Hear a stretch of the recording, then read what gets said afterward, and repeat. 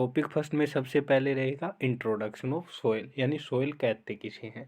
अब हमें first topic में क्या क्या पूछ रखा है, तो हमें एक नंबर पे ये पूछ रखा है soil as a natural body, यानी मृदा एक प्राकृतिक पिंड कैसे है। और दूसरा हमें पूछ रखा है कॉन्सेप्ट ऑफ पेडोलॉजिकल और इडेफोलॉजिकल कॉन्सेप्ट ऑफ सोयल, यानी पेडोलॉजी और इडेफोलॉजी का क्या कॉन्सेप्ट रहता है सोयल साइंस में। ठीक है, तो इन दो टॉपिक के बारे में आज हम इस लेक्चर में पढ़ेंगे।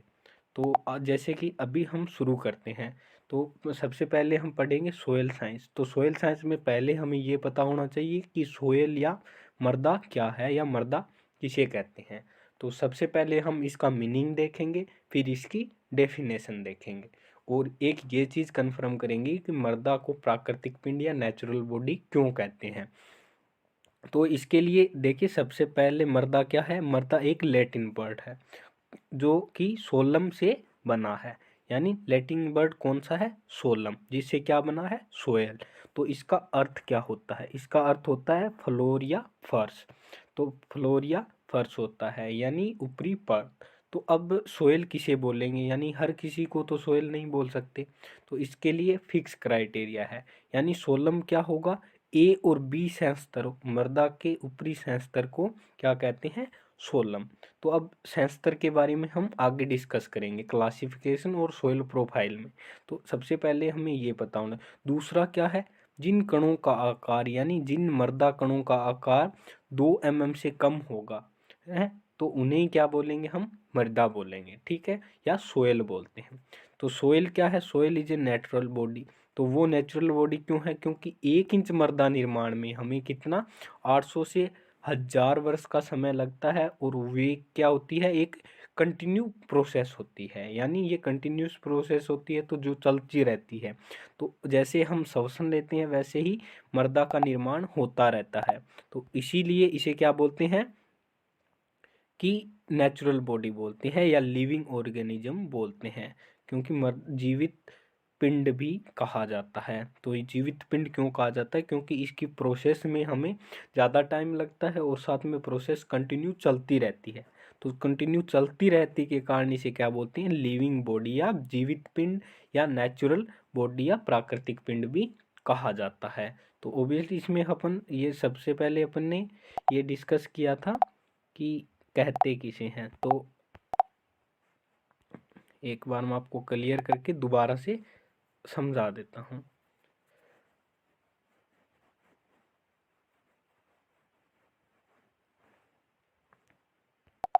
तो सबसे पहले अपन ने पढ़ा सोयल। सोयल क्या है, लैटिन वर्ड है, और वो भी कौन सा, सोलम।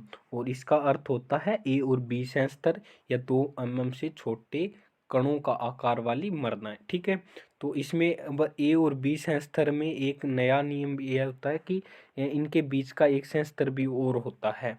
तो अगर कोई ऐसे भी आ जाए ए प्लस बी प्लस ई, तो तीनों भी एक ही बात है, क्योंकि ई, ए और बी को ही ई बोलते हैं, तो ए को ई भी बोलते हैं, तो इसलिए ए, ई और बी तीनों संस्तर क्या होते हैं, सेम होते हैं। तो इसमें आपको कंफ्यूज नहीं होना है। वैसे हाई लेवल के एग्जाम में पूछते हैं, बीएससी में ये कहीं नहीं आता है। ठीक है, तो ये चीज़ अपनी कंफर्म होगी कि सोइल का मीनिंग क्या होता है, वो हमें कंफर्म हो गया, और सोइल को नेचुरल बॉडी क्यों कहते हैं। तो ये दोनों चीज़ हमें क्लियर हो चुकी है। अब अपन नेक्स्ट बढ़ेंगे, मृदा या सोयल। ये एक प्रकार से इसकी डेफिनेशन है। अलग अलग सभी डेफिनेशन को मिलाएंगे तो ये इसकी एक डेफिनेशन बनती है, या मृदा क्या है। तो अभी देखेंगे मृदा क्या है। मृदा क्या है, मृदा एक प्राकृतिक पिंड है या लिविंग ऑर्गेनिज्म है, ये अपन पढ़ चुके हैं। मृदा क्या है, नेचुरल बॉडी है, ये भी अपन पढ़ चुके हैं।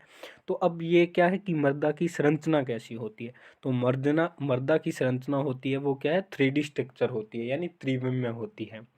तो मृदा की हम लंबाई, चौड़ाई और ऊंचाई तीनों माप सकते हैं। और दूसरी क्या है, मृदा में क्या पाए जाते हैं, खनिज पदार्थ पाए जाते हैं, कार्बनिक पदार्थ भी पाए जाते हैं। जो क्या है, पौधों को क्या करती है मृदा, पौधों को यांत्रिक सहारा प्रदान करती है, पोषक तत्व भी प्रदान करती है, और जल प्रदान करती है। और साथ ही जड़ों को सूक्ष्म जड़ों को श्वसन के लिए क्या करती है, ऑक्सीजन भी प्रदान करती है और सूक्ष्म जीवों को आवास प्रदान करती है। ये एक तरीके से मृदा के कार्य भी हो गए और यही मृदा की डेफिनेशन भी है। ये डेफिनेशन कैसे है वो हम आगे डिस्कस करेंगे। तो ये मेनली आपको इतने पॉइंट याद रखने हैं, यानी ये मृदा के काम भी हो जाएंगे, मृदा के लाभ भी हो जाएंगे, मृदा की डेफिनेशन भी हो जाएगी। अगर लॉन्ग में, शॉर्ट में या कैसे भी पूछे तो इन टॉपिकों के आधार पे अपन उसका यानी सोइल का पूरा वर्गीकरण दे सकते हैं।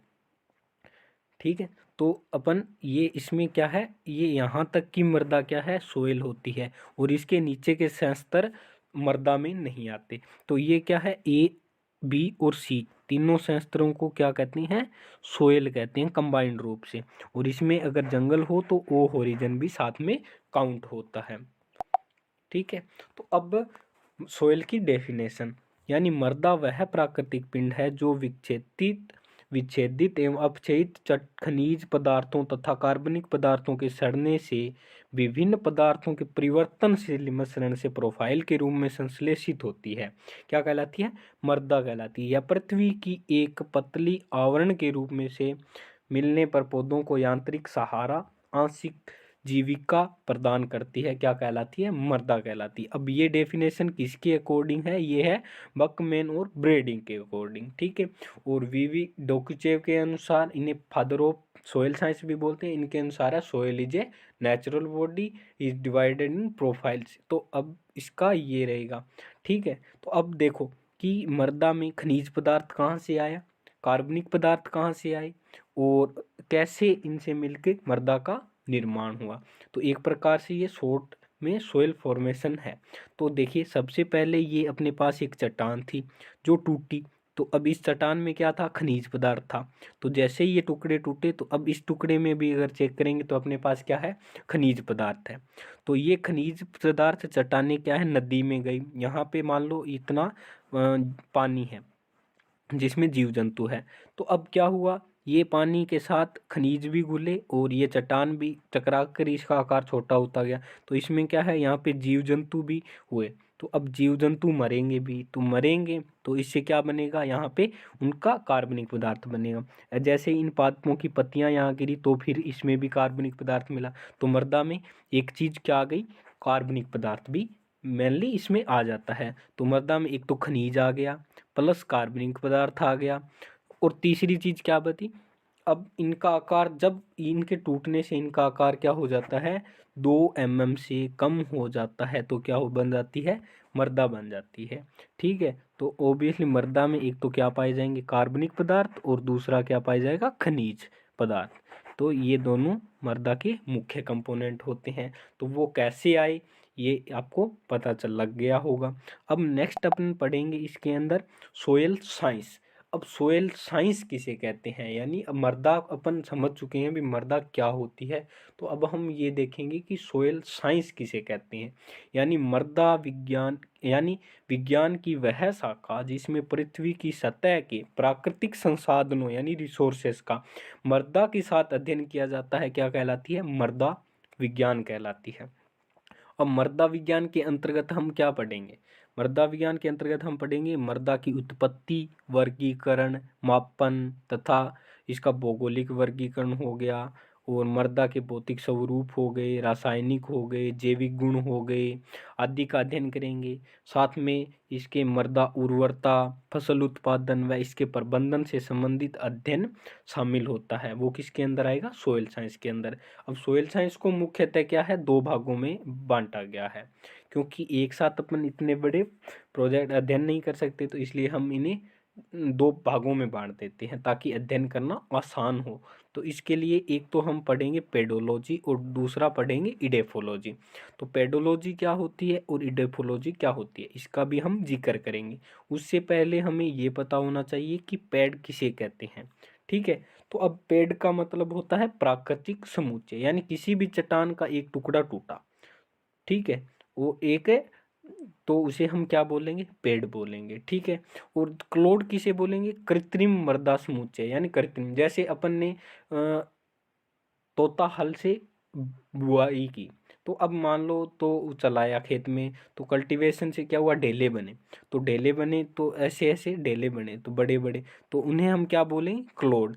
जबकि अगर मर्दा में जैसे कोई चट्टान गिरी, उसके 4 टुकड़े हुए, तो उन्हें क्या बोलेंगे, पैड। तो पैड क्या होता है, प्राकृतिक समुच्चय, और क्लोड होता है कृत्रिम समुच्चय। अगर आपको पूछ ले पैड और क्लोड में डिफरेंस, तो ये होता है। ठीक है, तो अब अपन दोनों ब्रांचों के बारे में यहाँ पे पढ़ेंगे। नेक्स्ट स्लाइड अपनी। तो इसमें अपन देखेंगे मृदा विज्ञान यानी पेडोलॉजी। अब पेडोलॉजी क्या है, पेडोलॉजी ग्रीक वर्ड है, ठीक है, और इडेफोलॉजी भी क्या है, ग्रीक वर्ड है। पेडोलॉजी 2 शब्दों से मिलकर बना है, पेडोन और लोगस। यानी पेडोन का अर्थ हो गया सोयल, और लोगस का हो गया टू स्टडी या अध्ययन। ऐसे इडेफोज और लोगस से मिलकर बना है इडेफोलॉजी। तो दोनों में सेम ही रहेगा। इसका भी अर्थ क्या होगा, सोयल और स्टडी। तो अब ऑब्वियसली बच्चे यहाँ पे कंफ्यूज होते हैं कि फिर डिफरेंस कहाँ रहा, क्योंकि मीनिंग से, इस मीनिंग के हिसाब से अपन इसी में डिफरेंस का आइडिया ही नहीं कर सकते कि पेडोलॉजी, पेडोलॉजी भी वही हो गया मर्दा का अध्ययन, इडेफोलॉजी भी वही हो गया मर्दा का अध्ययन। तो अब इसमें हमें फ़र्क कहाँ मिलेगा, ठीक है।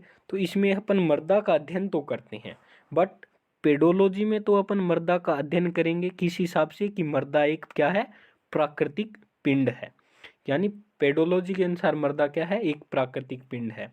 तो मर्दा के एक प्राकृतिक पिंड होने के स्वरूप के हिसाब से अब अगर अध्ययन कर रही हैं तो वो किस में करेंगे, पेडोलॉजी में। जबकि अगर प्राकृतिक आवास के रूप में, यानी मृदा को अपन प्राकृतिक आवास मानकर फिर अगर अपन अध्ययन कर रहे हैं तो वो किस में करेंगे, इडेफोलॉजी में। तो दोनों में मेनली यही डिफरेंस होता है। तो अगर इस प्रकार से अपन डिफरेंस देखें तो ये हो गया।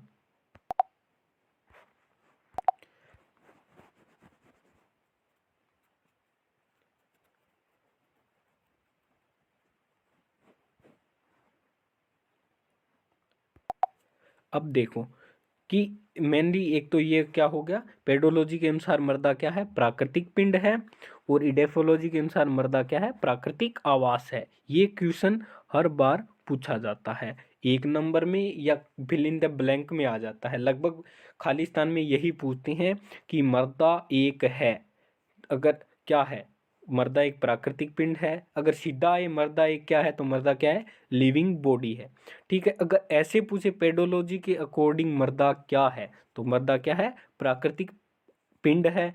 और अगर ऐसे पूछे कि इडेफोलॉजी के अनुसार मर्दा क्या है, तो एक प्राकृतिक आवास है।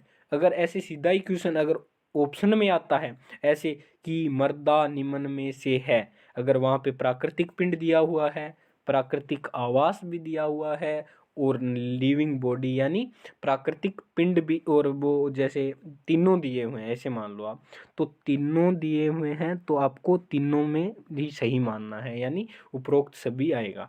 तो ये हो गया सोयल साइंस का, ठीक है। अब अपन देखेंगे कि इनके अंदर अध्ययन किस चीज़ का करते हैं। तो अब पेडोलॉजी, पेडोलॉजी की डेफिनेशन मैंने आगे दे दी, इडेफोलॉजी की आगे दे दी डेफिनेशन, बट समझेंगे यहाँ पे अपन पूरा कॉन्सेप्ट। तो इसके अंदर पेडोलॉजी के अंदर हम ओनली 3 चीज़ों का अध्ययन करेंगे, किसका, उत्पत्ति का, वर्गीकरण का या वर्णन का, या ऐसे विस्तार का भी इसी के अंदर अध्ययन करेंगे। क्योंकि इसके अंदर ओनली उन्हीं चीज़ों का अध्ययन करेंगे जो सिर्फ क्या है, मृदा से जुड़ी हुई है। यानी मृदा का जैसे प्राकृतिक रॉ मटेरियल कहाँ से आया, प्राकृतिक रूप से किससे बनी है, या कौन कौन सी घटनाएं इसके अंदर हुई, या उसकी उत्पत्ति कहाँ से हुई, वर्गीकरण हो गया, प्रोफाइल हो गई। यानी ओनली मृदा से जितने भी संबंधित जानकारी होगी वो अपन किस में पढ़ेंगे, पेडोलॉजी में। इडेफोलॉजी में क्या पढ़ेंगे हम, मृदा और पादपों के बीच में संबंध का अध्ययन पढ़ेंगे। यानी पादप और मृदा के बीच में क्या संबंध है, इसका अध्ययन अपन किसके अंदर करेंगे, इडेफोलॉजी के अंदर। जैसे कि पादप की वृद्धि हो गई, पोषण हो गया, उपज हो गई, उर्वरता हो गई, सोयल की हेल्थ हो गई। तो इन चीज़ों का अपन अध्ययन किस में करेंगे, इडेफोलॉजी के अंदर इनका अध्ययन करते हैं। तो अब दोनों की डेफिनेशंस देख लेते हैं। तो पेडोलॉजी की डेफिनेशन क्या है, मृदा विज्ञान की वह शाखा जिसमें अपन मृदा की उत्पत्ति, सर्वेक्षण, वर्गीकरण तथा मृदा के वितरण का अध्ययन प्राकृतिक पिंड के रूप में किया जाता है वो शाखा क्या कहलाती है? पेडोलॉजी कहलाती है। जबकि इडेफोलॉजी की परिभाषा क्या है कि मृदा विज्ञान की वह शाखा जिसमें मृदा का अध्ययन उत्पादक समुदाय की दृष्टिकोण से किया जाता है। उत्पादक समुदाय में अब दोनों चीज आ गई, क्योंकि अगर सोयल नहीं है तो फिर उत्पादन नहीं होगा, अगर क्रॉप्स नहीं है तो वैसे भी उत्पादन नहीं होगा। तो उत्पादक समूह आ गया या समुदाय आ गया, तो इसके अंदर दोनों चीज काउंट होगी, यानी इसके अंदर सोयल भी आएगी और क्या है, प्लांट भी आएगा। ठीक है, तो जहाँ पे सोयल और प्लांट का कंबाइंड जिक्र हो रहा है वो हमेशा क्या होगी, इडेफोलॉजी होगी। और जहाँ अकेले सोयल की बात हो रही है तो वो हमेशा क्या होगी, पेडोलॉजी होगी। ठीक है, दोनों में मेनली यही डिफरेंस होता है। तो यही इनका कॉन्सेप्ट है सोयल का, यानी सोयल कॉन्सेप्ट में ओनली पेडोलॉजी और इडेफोलॉजी में यही डिफरेंस होता है। ठीक है, दृष्टिकोण से अध्ययन किया जाता है। इस विज्ञान में फसलों के उत्पादन में मृदा का समुचित उपयोग तथा आर्थिक व्यवस्था का अध्ययन किया जाता है। इस शाखा को क्या कहते हैं, इडेफोलॉजी कहते हैं। तो ये मेनली इसकी क्या हो गई, डेफिनेशंस हो गई। तो ये आपका आज हमने एक टॉपिक, आपका फर्स्ट टॉपिक क्लियर कर दिया है। तो इसमें अगर आपके कोई भी डाउट हो तो वो आप हमें कमेंट में या चैट बॉक्स में डाल सकते हो, तो वहाँ से हम आपको कर देंगे सॉल्व। ठीक है, और थैंक यू।